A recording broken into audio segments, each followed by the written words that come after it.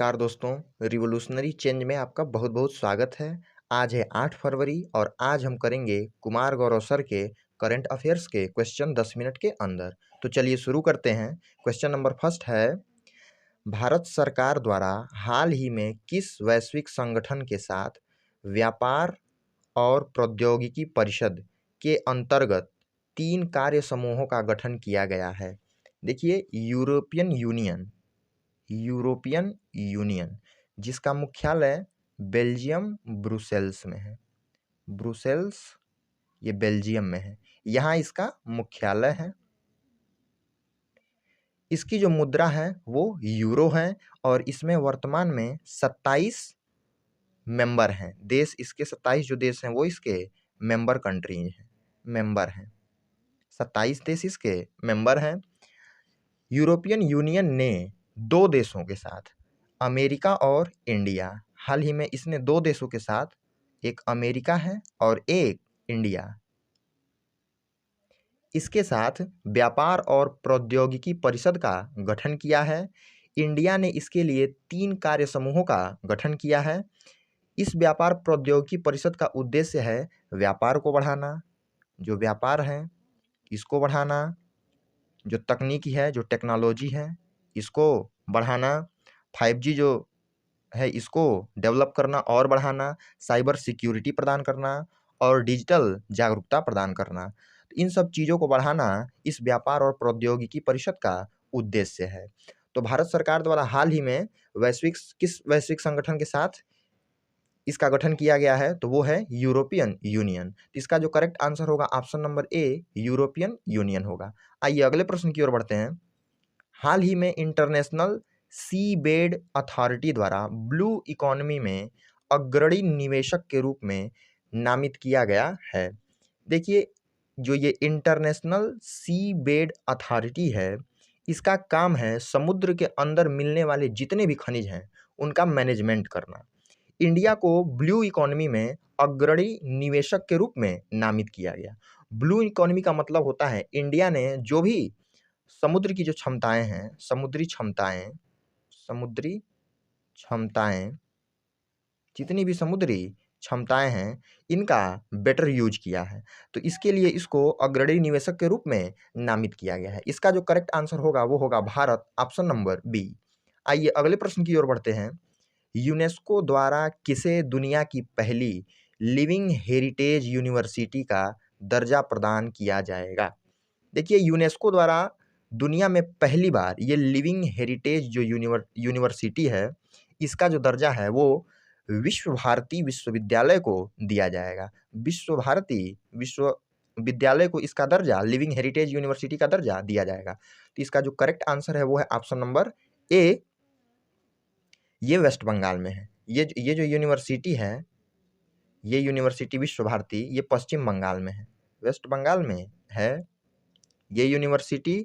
और जो इसकी स्थापना है 1921 में गुरु रविन्द्रनाथ टैगोर ने की थी। गुरु रविंद्रनाथ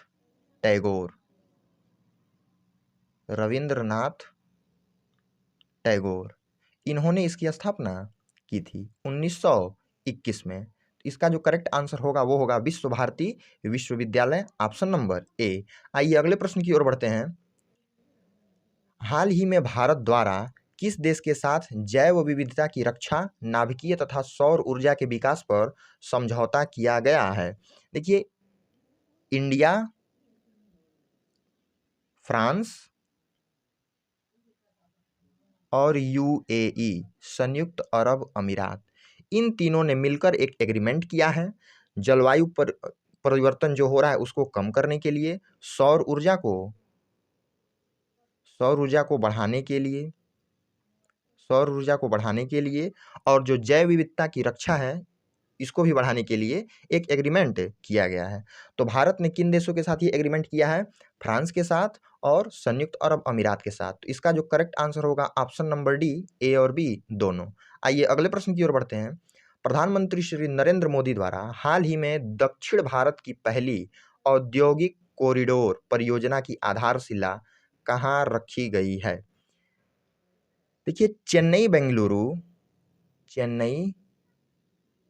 बंगलुरु, चेन्नई बंगलुरु औद्योगिक गलियारा, औद्योगिक गलियारा।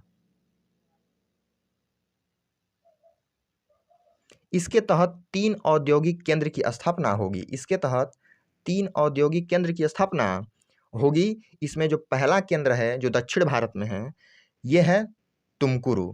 तुमकुरु इसकी जो शुरुआत है वो प्रधानमंत्री नरेंद्र मोदी जी द्वारा की जा चुकी है। ये है कर्नाटक में। तो ये तुमकुरु जो है इन 3 गलियारों में से एक है और इसकी शुरुआत प्रधानमंत्री श्री नरेंद्र मोदी ने कर दिया है। इसका जो करेक्ट आंसर होगा ऑप्शन नंबर सी, तुमकुरु इसका करेक्ट आंसर होगा। आइए अगले प्रश्न की ओर बढ़ते हैं। वित्त वर्ष 2021-22 में भारत में सर्वाधिक विदेश आवक प्रेषण किस देश से प्राप्त हुआ है? देखिए वित्त वर्ष जो 2021-22 है, इसमें एफडीआई फॉरेन डायरेक्ट इन्वेस्टमेंट प्रत्यक्ष विदेशी निवेश इंडिया को टोटल 89,127 मिलियन डॉलर, इतना इसको विदेशी निवेश प्राप्त हुआ है। इसमें सर्वाधिक जो एफडीआई है वो यूएसए से मिला, अमेरिका से सर्वाधिक एफडीआई प्राप्त हुआ लगभग 23.4%। ये फर्स्ट है, ये यहाँ से हमको सबसे ज़्यादा एफडीआई मिला। और दूसरे नंबर पे है यूएई, संयुक्त अरब अमीरात, यहाँ से हमको लगभग 18% का एफडीआई मिला और ये सेकंड नंबर पे है। तो क्वेश्चन में पूछा गया है सर्वाधिक जो विदेशी आवक प्रेषण है जो एफडीआई है किस देश से प्राप्त हुआ?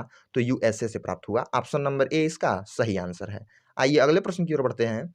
हाल ही में देश का पहला H2ICE तकनीक से चलने वाला हाइड्रोजन ट्रक किसके द्वारा प्रस्तुत किया गया है?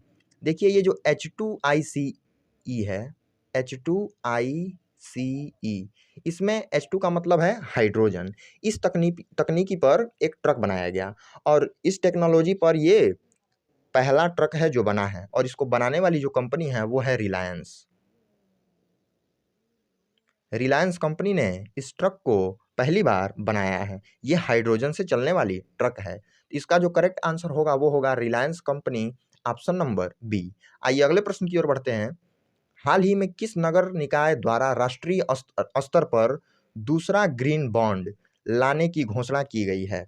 देखिए ग्रीन बॉन्ड, ये जो ग्रीन बॉन्ड है इसका मतलब होता है ऐसा बॉन्ड जिससे जो भी धनराशि आएगी उसका यूज ग्रीन डेवलपमेंट के लिए होने वाला है। ग्रीन डेवलपमेंट, इस क्षेत्र में इस बॉन्ड से जो भी पैसे आएंगे उसका यूज होगा ग्रीन डेवलपमेंट के क्षेत्र में। जैसे कि सड़क के किनारे पेड़ लगाने में उस जो भी धनराशि आएगी उसका यूज होगा, या सोलर सिस्टम के विकास में उस धनराशि का यूज किया जाएगा। ग्रीन बॉन्ड लाने वाला जो पहला नगर निगम था वो था गाजियाबाद। जो पहला था वो था गाजियाबाद। गाजियाबाद। अभी अभी जो दूसरा बना है वो है इंदौर। इंदौर दूसरा नगर निगम है जिसने ग्रीन बॉन्ड लाने की घोषणा की है। तो इसका जो करेक्ट आंसर होगा वो होगा ऑप्शन नंबर सी, इंदौर। आइए अगले प्रश्न की ओर बढ़ते हैं। हाल ही में दिल्ली बाल आयोग द्वारा व्हाट्सएप चैटबॉट बाल मित्र किस उद्देश्य से लॉन्च किया गया है? देखिए ये जो बाल मित्र है ये एक चैटबॉट है। चैटबॉट, चैटबॉट दो शब्दों से मिलकर बना है, चैट प्लस रोबोट। यानी इसमें चैटिंग के लिए मनुष्य आपसे चैट नहीं करेगा, सिस्टम करेगा, रोबोट आपसे चैटिंग करेगा। इसमें जो क्वेश्चन आप पूछेंगे उसका आंसर वो खुद ही दे देगा। इसे दिल्ली बाल आयोग ने अभी अभी लॉन्च किया है। इसका क्या उद्देश्य है? तो बाल अधिकारों के प्रति जागरूकता, ये इसका उद्देश्य है। शिकायतों का रजिस्ट्रेशन करना ये भी है। नागरिकों व सरकार के बीच जो संवाद है इसको भी करना। तो इसका जो करेक्ट आंसर होगा ऑप्शन नंबर डी, उपरोक्त सभी होगा। आइए लास्ट प्रश्न की ओर बढ़ते हैं।